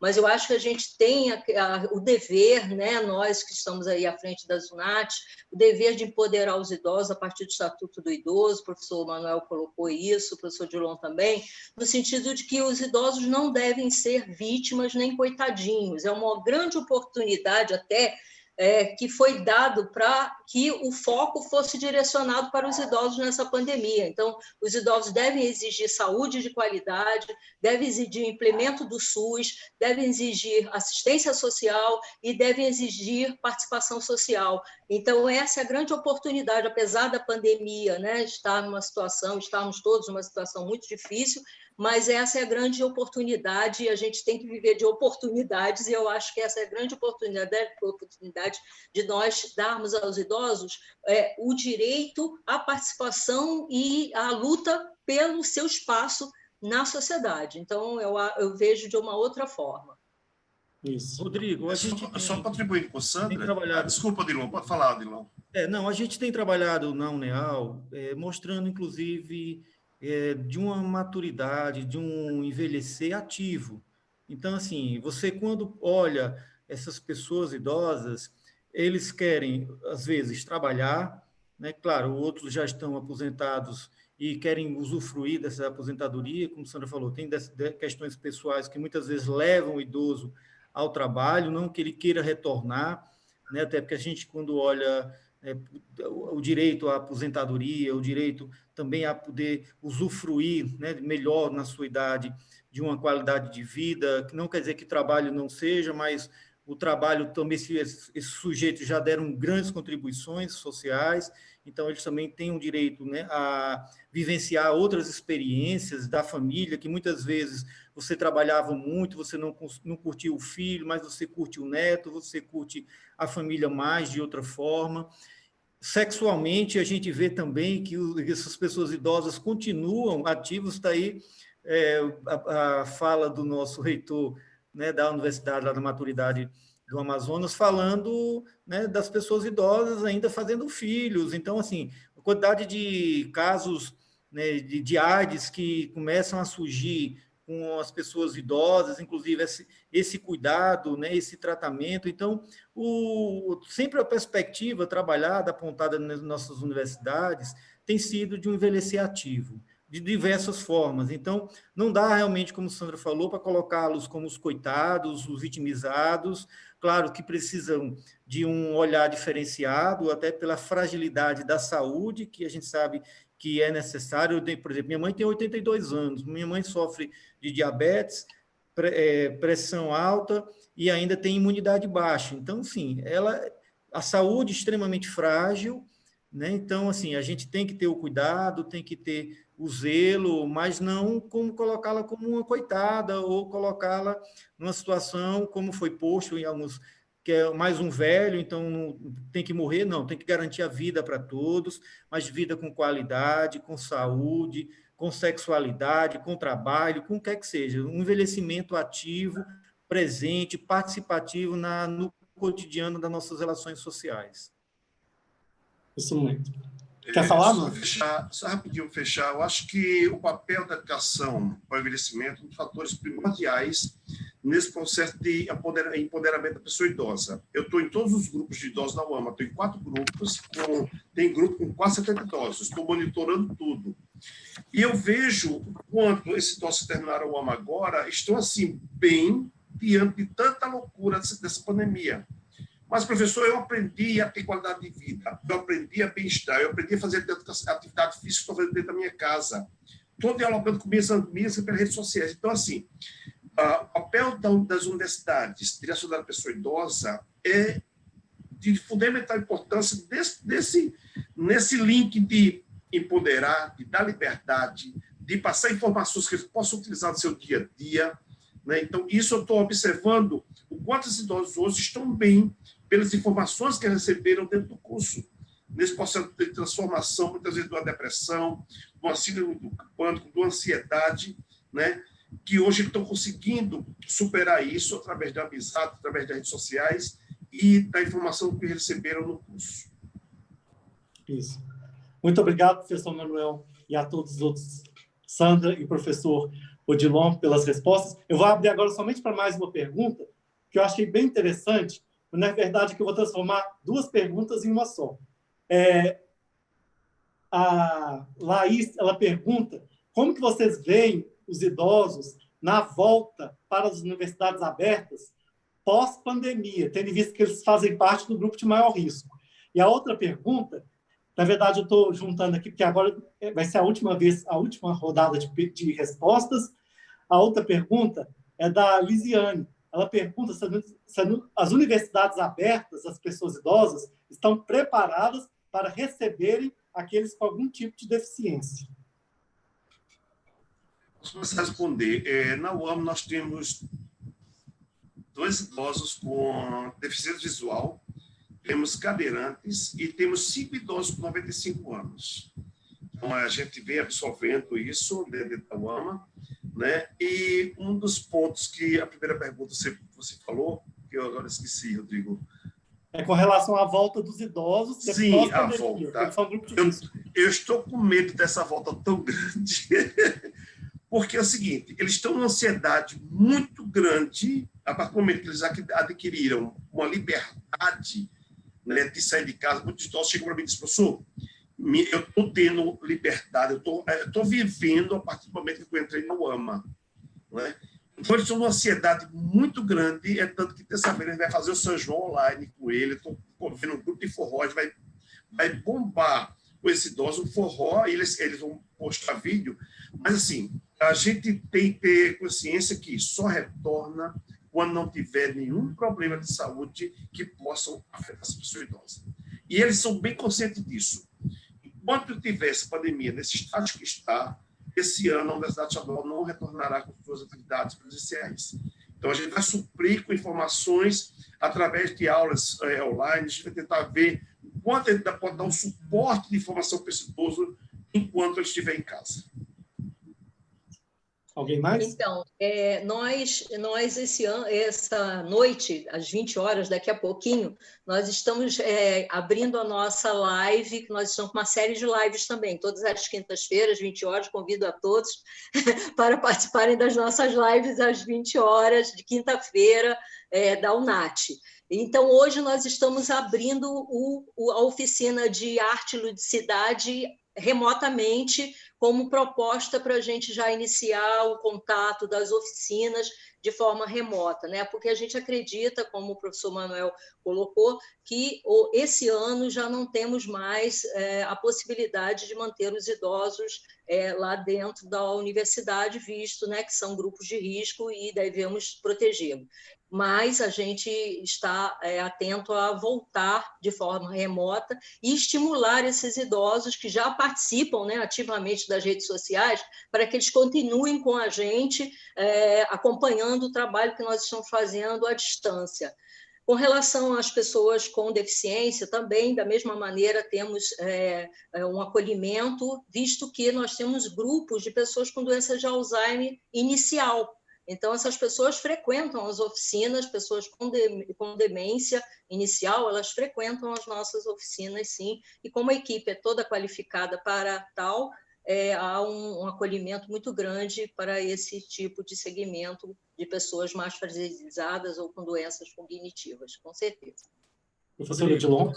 Finalizar aqui. Eu gostaria de falar. Eu estava aqui agoniada, anotei tanta coisa. Que a última pergunta, só para fechar, que é o seguinte: nós, enquanto universidades, e eu digo isso que eu tenho participado de vários debates com os reitores, é uma incógnita para todos nós esse retorno, né, de atividades presenciais pós-pandemia. Então, está todo mundo ainda em conjecturas, pensando como voltar. Eu acredito que até as aulas presenciais dos cursos regulares, elas terão que ser de forma diferenciada, a gente ter atividades remotas, concomitante com atividades presenciais. Essa pandemia, pelo que se coloca, né, e o agravamento ainda vai ser ao longo desse ano. Então, para os nossos projetos com as pessoas idosas, acredito que esse ano realmente seja um ano para atividades remotas, sem muitas ações presenciais, até para preservar a situação de segurança e de saúde de todos eles. Isso, muito obrigado, professor Odilon. Eu vou falar para a Sandra. A deputada está aí há faz tempo levantando a mão e eu acabei cortando a frente dela, né? Logo depois, vou passar a fala para a deputada. Eu só gostaria de deixar avisado para a Sandra e para o Odilon. Sandra, tem uma pergunta para você. Eu gostaria que você entrasse depois no YouTube para poder responder reservadamente para a pessoa, com relação a como acessar a Revista Brasileira de Geriatria e Gerontologia. E para o professor Odilon, quais os cursos que a UNEAL oferece. Mas eu não vou abrir agora para perguntas devido ao tempo. Agora eu vou passar a fala para a deputada Tereza Nelma para as considerações finais. Deputada. Olha só, eu fico assim, embevecida de ouvir tudo, esses sonhos, né, o que já está se realizando. Eu desconhecia a informação do Amazonas, do professor Dr. Euler, né, muito, portanto, quanto ele já caminhou, quanto ele já fez, né? Então, muito importante, como também quando eu conheci o projeto da UAMA e conheci Sandra, eu fico sempre pensando, o que eu posso levar de bom para a minha terra? Como é que a gente pode trabalhar? Então, o ano passado, eu tentei, mas tive que me afastar, tá certo? E estou voltando. E aí, professor Odilon, eu quero fazer uma pergunta, e aí vocês podem nos ajudar. Por exemplo, eu estou decidida a ajudar a ser parceira da UNEAL para nós montarmos a Universidade Aberta da UNEAL, tá? Com aquela parceria que eu tinha conversado com o senhor do envolvimento da pestalose. Por quê? Porque a Associação Pestalose de Maceió, ela vai mais além. Ela não só atende as pessoas com deficiência, ela atende a família, ela atende, eu digo que a pestalose atende o ciclo da vida, desde quando a mulher está grávida e sabe que seu filho vai nascer com alguma deficiência, se a gente pode ajudar, encaminhar, cuidar, e ao idoso. Nós hoje atendemos o ciclo da vida, desde a estimulação precoce e a pessoa idosa. Então, nós temos um grupo lá, Novo Despertar, que é um grande desafio. Não tem financiamento, sou eu na coragem e vou fazendo, e eles também. Mas eles são muito especiais, tá certo? São pessoas, várias se tornaram deficientes, outras viviam em casa, que era uma realidade que eu desconhecia, como a babá dos meus netos. Não tinha vida, vivia em depressão, era mãe, tome conta do meu filho, pai, tome conta do meu filho, era a vida. Hoje ela diz que os filhos reclamam, mãe, a senhora não tem mais tempo teu, não, eu tenho que ir para a pestalose, eu tenho compromisso, eu tenho isso aqui. Então, há essa possibilidade. Então, eu tive a ideia, tá certo? Continuo professor Adilon, tá? Mesmo a gente preocupado com o nosso retorno, nós não sabemos como, mas nós vamos ter que agir, encontrar uma forma de nos adaptar à vida, à nova vida, o novo normal, não sabemos qual vai ser, tá? E nesse momento, professor Adilon, nós podemos realizar várias reuniões, tá certo? E aí eu já convido esses colegas aqui, parceiros, né? Como também a professora Carla, Cris Médio, para nós montarmos o projeto da UNEAL. Por quê? Porque agora eu estou no período lá na Câmara da construção da LDO. Depois da LDO, vai vir a LOAS, né? Eu tenho um período, chegar setembro, outubro, é uma agonia muito grande dos projetos.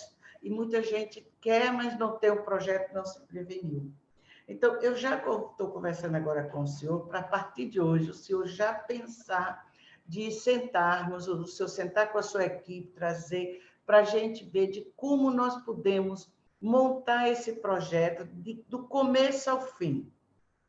Tá? Onde eu posso apresentar a emenda com custeio para o senhor, naquele grupo, fazer um recorte dentro da UNEAL, porque eu não tenho condições de bancar a UNEAL toda, mas a UNEAL aberta, tá? Para atender Arapiraca, Palmeira, Maceió, tá? União dos Palmares, de quanto nós precisaríamos para começar de algum lugar. Nós temos que começar. Eu ouvi um dia desse uma conversa da professora Sara, né, lá de Palmeiras, ela muito entusiasmada, ela dando ideias, ela dizendo que você está comprometido também, entende? E nós precisamos formatar e fazer. Nós temos que começar de algum lugar, dizer, olha, estamos aqui e nós queremos assim. Eu ainda tenho 3 anos como deputada e eu assumo esse compromisso, tá, de ajudar, ser parceira, mas é como alguém já colocou aí, a pessoa com deficiência e a universidade inclusiva. Ter esse olhar, tá certo, para estas pessoas, porque, claro, nós somos inclusivos, mas tem suas exceções, não é verdade? De como nós podemos otimizar esses atendimentos, essas falas, né? Então, lá na experiência da pestalose, que é o Grupo Novo Despertar, eu tinha o seu Antônio, que eu digo que é um grande líder, que não sabia ler e escrever, agora já terminou o ensino médio, que nós deveríamos também, vamos discutir outro momento, o artigo 22 do Estatuto, da questão da educação ao longo da vida. O que é isso? Quem é o responsável? Como nós vamos fazer? Porque eu já estou discutindo isso, a educação ao longo da vida, para as pessoas com deficiência intelectual, né? Porque tem uma história de dizer a terminalidade. Qual é a terminalidade de uma pessoa que precisa, que tem deficiência intelectual? Tá certo? Então, são várias preocupações, essa minha cabeça não para, tá certo? De pensar, de ter ideias, de tentar ajudar e de acordar. E quando eu ouço essas experiências aqui, que vocês me passam, e eu fico, meu Deus, está faltando ainda muito para nós levarmos essa consciência, essa responsabilidade para todos, para que todos reconheçam e se reconheçam também, entende? Nessa situação, porque como é que eu posso permitir o abandono? Como é que eu posso permitir? E eu digo assim para todos, eu tenho um tio que mora no abrigo, numa instituição de longa permanência, tá? Mas ele é muito respeitado, isso foi uma situação, uma decisão da família. Existem os casos que a gente precisa ver, mas saber que ele está bem acolhido.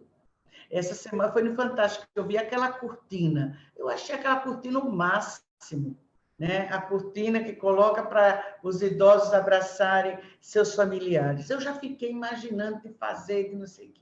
Então, professor Odilon, o senhor fica com esse desafio, tá certo? De nos apresentar um projeto, tá certo? Incluindo todos, especialmente os pacientes. Eu digo assim, que eu digo que esse grupo que nós temos, o Rodrigo sabe disso, o Rodrigo aqui já veio para conhecer, é muita vontade. Eles são um grupo de pessoas idosas, tá certo? Eles têm o seu atendimento, é um grupo que eu digo que ele é completo, porque ele tem a assistência, ele tem o psicólogo, ele tem a fisioterapia, ele tem a terapia ocupacional e tem a gente querendo. Não é um grupo só de dança, não. Não, ele tem uma programação, tá certo? E eu sinto muita necessidade de aprimorar, de ter parceiros. E eu acredito, professor Odilon, que a UNEAL, tá certo? E agora que o senhor tem uma belíssima sede, que é o antigo Colégio Benício Dantas, em Maceió, e tem espaços para nós fazermos isso, entende? E principalmente nos interiores, eu me preocupo muito, eu gostei muito quando o Mano falou que ele já tem nos interiores, porque o idoso de lá é o idoso de cá, com suas características, claro, né? Então, eu me coloco à disposição, viu, Odilon, de nós pensarmos para 2021, né? Que universidade aberta é essa? Nós temos o Mano aí com suas criatividades, temos a Sandra, a Carla, o Rodrigo, entende? Da gente envolver e da gente fazer um projeto inovador, tá? Porque nós temos que fazer, Odilon, já vendo esse novo normal. Quando é que vamos voltar? Mas, enquanto isso, o que é que eu posso fazer? Essa é a minha grande angústia. O que a gente pode fazer? Eu estou muito angustiada com as pessoas com deficiência neuromotoras que precisam ter a fisioterapia, a terapia ocupacional, e foi suspensa 3 meses. E estão regredindo. E o que fazer? Como fazer? Então, nós precisamos pensar, né? E nisso também está o idoso e a idosa, não é isso? Então, Rodrigo, vocês todos que pensam mais do que eu nessa área, vocês são dedicados, vocês vivem isso, né? Vamos junto com o Odilon, tá certo? Nesse desafio, Odilon, também eu não estou dizendo que eu só vou ajudar, chegar junto com essa situação, não, porque antes de assumir o estar parlamentar, aliás, desculpem, antes de assumir o mandato, eu fiz reunião com as universidades, porque eu até joguei até algumas ideias, né, que são umas necessidades que eu tenho a nível de Maceió e eu acho que a nível de Brasil. É um curso de enfermagem de reabilitação específico, porque muitas vezes não sabe como reabilitar, como fazer o seu papel, né? A questão de ortesistas, protesistas, quantos nós temos no país? Cadê as universidades para oferecer esse curso? No Brasil não tem. Vai se buscar na Colômbia. É onde tem, é a referência para o Brasil. Tem uma instituição que faz o curso, mas não tem a sua certificação, o seu diploma. E é um nicho de mercado que precisamos explorar. Precisamos fazer com que, tá certo, nós tenhamos ortesistas e protesistas, tá certo? Para o nosso Brasil, nós temos muito poucos. Então, são várias as ideias que a gente pensa e que a gente quer chegar junto, tá? Eu me coloco à disposição, desculpa que eu sei que eu falei um pouco a mais, Rodrigo, mas é muita vontade que eu tenho de acertar, de fazer, de corresponder. Nós estamos com... Deputado, se você me permite, inclusive aproveitando a oportunidade de incluir as pessoas com demência nesse processo, né? Porque elas estão abandonadas. Exato, nesse momento elas estão esquecidas, né? A demência traz um estigma ruim, negativo para a nossa sociedade, e eu acho que é uma boa oportunidade, já que a sua ideia é uma ideia maravilhosa, uma ideia realmente inclusiva, né? Eu acho que é a oportunidade que a gente tem de trazer a doença de Alzheimer para a discussão e trazer as pessoas com doença de Alzheimer para o convívio social.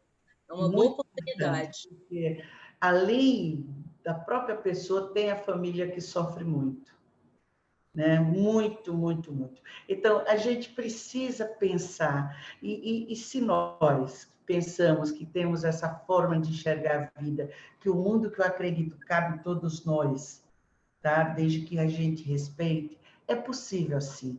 Eu acredito. Tá? E ao professor Mano, a professora Sandra, a Rodrigo, eu sou doida para trazer Rodrigo para as Alagoas, eu ainda não tive condições, de repente ele vem, né? Para que a gente, aliás, para vocês, eu posso fazer articulação com os deputados locais, entende? Na Paraíba eu tenho o Rui, a Edna é apaixonada, Edna Henrique, pela questão do idoso, ela é da Paraíba, o Rui Carneiro, sabe, o Pedro Cunha, tem vários, isso eu estou falando dos do meu partido, mas também me dou bem com todos os outros partidos. Do Rio de Janeiro tem Soraya Santos, tem a Daniela do Wagner, tem vários, tá? E aqui em Alagoas nós somos 9, né? Mas eu é que tenho mais essa visão e que eu queria muito que todos estivesse na política, mas tivesse uma visão mais humanista, mais próximo, entender que esse poder é passageiro, entender que nós só estamos deputados e que isso passa, porque eu sou mesma professora, eu sou mesma psicóloga. Então, que isso passe, que a gente chegue junto. Eu quero ser parceira assim. Então, contem comigo, não posso deixar de falar de Gilmara, mas foi um compromisso que eu assumi, professor Odilon, tá certo? Que todas as lives que eu fizer, vai ter uma intérprete de Libras. E isso eu estou conseguindo influenciar algumas pessoas até o governo do Estado, né? Há poucos dias ia haver um festival de cultura sem um intérprete. Oxente! E o surdo não dança, não? Dança, gosta. E aí passei a tarde todinha, ligava para um, ligava para outro, e que bom que a Gilmara está sendo a intérprete de várias lives da cultura. E a comunidade surda também agradece. E também fizemos um ato político, há uns 15 dias, com todos os partidos, acho que foram 11 partidos, e na hora de falta o intérprete, chama o intérprete, porque também eles se politizam. E pela primeira vez, Odilon, nós vamos ter o primeiro candidato surdo de Alagoas, a vereador.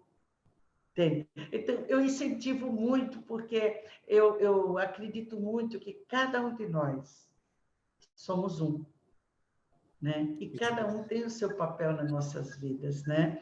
Então, eu faço esse grande incentivo. Aí, vocês falando em cursos, a minha filha faz curso de Relações Internacionais na UNB, e ela é louca para fazer o curso de Libras, nunca tem vaga, certo? Então, é uma coisa para vocês pensarem também nas universidades, viu, Odilon? Outra ideia que eu também, é você...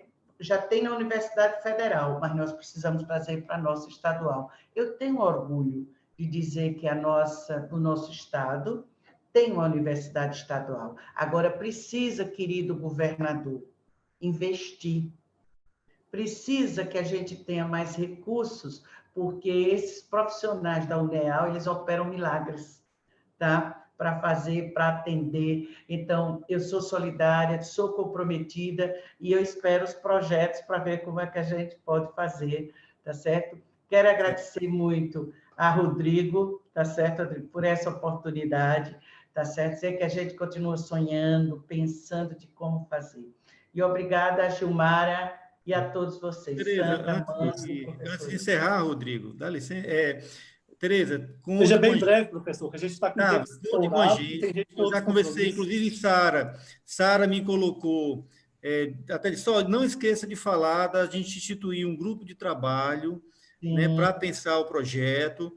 E eu digo, não, Sara, tá nas minhas anotações, de algum momento eu vou falar da instituição de um grupo de trabalho, e aí a cooperação dos colegas aqui, Mano, Sandra, das instituições e do Rodrigo, das pessoas que tenham esse conhecimento, né, junto também com nossos colegas aqui, Cris Médio, a turma aqui de Maceió, da Pestalozzi. Então, assim, a gente tem disposição para avançar neste caminho mesmo. Nós já temos um projeto, mas esse projeto a gente quer que ele se torne maior. E as questões financeiras, a gente tem aí vários caminhos para a gente pensar, né? Inclusive como é o nosso CLIND, que é dinheiro do FECOEP, de combate à pobreza. A gente sabe que muitos dos idosos vivem em situação de precariedade, de pobreza, então a gente também pode estar utilizando recursos de FECOEP e de outras fontes que a gente pode refletir para tocar esses projetos. E eu parabenizo a senhora, né, e acho que esse é o papel realmente dos nossos legisladores, deputados, tem que ser desse engajamento, do envolvimento com as demandas, não só de uma grande parcela, mas às vezes daquele pequeno sujeito que não consegue ter o seu lugar de voz, e eu parabenizo você por isso, por essa luta, por essa coragem. Muito obrigado a todos, muito obrigado, Rodrigo, posso dizer um negocinho? Olha, quero até dizer mais. Eu, com a emenda de bancada esse ano, eu consegui uma parceria com o senador Rodrigo Cunha. Estou trazendo o Hospital do Amor, né, para Arapiraca, que é o Hospital de Barretos, para prevenção, diagnóstico e tratamento do câncer. Eu sou uma paciente oncológica. E uma outra parte, essa emenda de bancada, a gente vai estar conseguindo construir o CER4, o Centro de Reabilitação Especializado da Pestalozzi. E aí, professor, esse ano, quem sabe se o meu sonho não vai ser a Universidade Aberta da UNEAL. Vamos em frente. Mara. Muito obrigado, deputada Tereza Nelma, por essa luta, por ser tão dedicada à causa da pessoa idosa. Quero agradecer também a Gilmara Farias, que foi a nossa intérprete de Libras. Agradecer também ao professor Euler, que infelizmente não pôde estar até este final, a professora Sandra Rabelo, Manuel Freire, professora Odilon. Agradecer novamente à deputada federal e ao Crismédio Costa, que faz parte, que é o coordenador do Intercâmbio 60+. Muito obrigado a todos vocês, espectadores também, que ficaram até aqui, nesse momento, nos ouvindo. Muito obrigado e tchau a todos.